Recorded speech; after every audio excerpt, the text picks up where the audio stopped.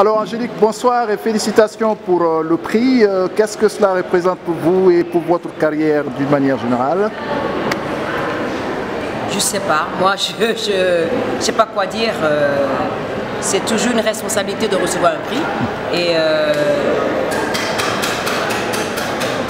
beaucoup de travail.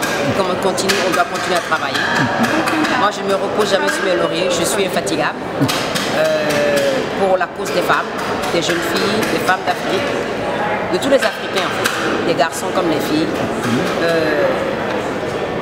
D'arriver un jour à avoir un continent sur lequel nos enfants ont envie de rester, pas de partir et mourir pour un futur qui est complètement avec un grand point d'interrogation, et que nous arrivions à créer de l'emploi, des emplois sur notre continent, avoir des infrastructures qui permettent aux personnes et aux marchandises de circuler en pays, arriver à délocaliser à l'intérieur, que l'Afrique puisse faire du commerce avec des pays du nord au sud, d'est, en ouest et au centre, pour qu'on arrive à avoir un continent qui ne dépend plus de l'aide extérieure. On n'a pas besoin d'aide extérieure. L'Afrique est le continent le plus riche sur cette planète, donc il est temps que chacun d'entre nous, pas seulement les hommes politiques, mais les citoyens de chaque pays d'Afrique, joue son rôle.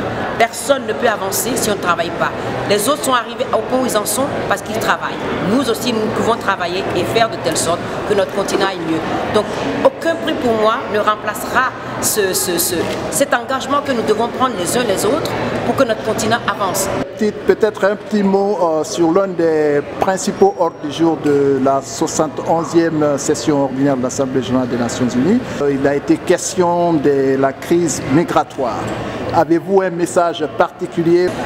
La crise migratoire est la crise qui montre vraiment les limites du système capitaliste dans lequel nous vivons.